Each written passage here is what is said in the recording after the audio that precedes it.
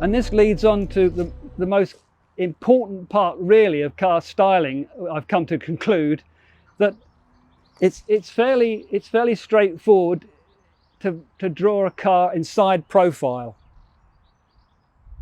You've got the hard points and you've got the sloping windscreen, and everyone draws their first car from a side view. But the really tricky bit, and you can look at every car you see and analyze it this way, is the side section. What happens down the side of the car. If you have a car this large and you try to join that with one continuous curve down to there, and I'll have to mention a certain Mercedes S-Class that did that. I mean, it went really straight from the end of the production line to the taxi ranks. It didn't look, it's not a great shape to do that. You've got to put some sort of form into the side of the car. And this was what I inherited, because when I went to the department, my predecessor had just, well, I've never met him, but he actually had gone. He'd walked away. He'd got so far, and I think he'd realised it was one heck of a challenge, and he decided to go into teaching, as far as I know, and I'm sure he did very well. But I'm just stating that they did, with the help of a brilliant clay modeller or model maker called Ron Maddox. They had arrived, they'd got these hard points established, and they'd arrived at this section where you've got this, comes down, bulges out, it has an undercut, and then carries on down. And this section was the one thing that wasn't going to change. That was they'd got it. I'd tried other ways of doing it and came to the conclusion that, given where we were in the program, it was the best bet to try to make this look as good as possible with this section. But when people look at this car and try to weigh it up, they've got to remember that this section was a given at the time.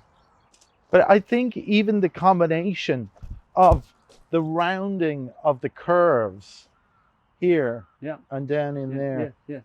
And then you've got the flat line coming along to here, but they're all curved, is beautifully balanced. Well, that's what we kept working on. And if you see, we put this little kick up here. Yes. It's very subtle, but it just takes the eye up.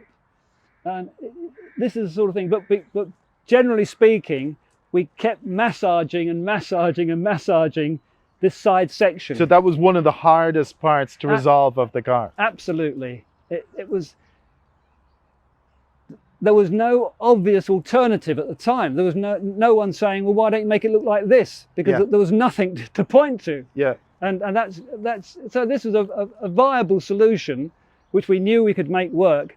I mean, I was involved and probably responsible for things like the wheel arches and things like that on the side of the car, but the basic form was established. And cleverly, we were able to get a gutter in here, a gutter there, to stop rain coming down the side of the car. And we had to put a gutter here, which stops rain getting round here onto the glass, which obscures the mirror. So this is important to stop rain getting around there. So it's quite a subtle feature. Is that what those twin lines are for? They're not. It's not part of the actual. No. It does nothing but stop rain get round the side. Ah, okay, very interesting. And it looks pretty good. You know. No, it looks lovely. And it's a very sophisticated bit of bending up there. Yeah. This is about the side section, because as we've mentioned previously, all cars up to this point had flat side glass. They all did. I mean, whatever classic car you look at from that era, they've got flat side glass. Just everything was flat, which had its own implications. Obviously, the shadow was flat, but this time it was considered we're going to curve the glass. So which is quite a. I mean, it seems like small cheese now, but at the time, you know, this was a curving the side glass was, you know, cutting edge stuff.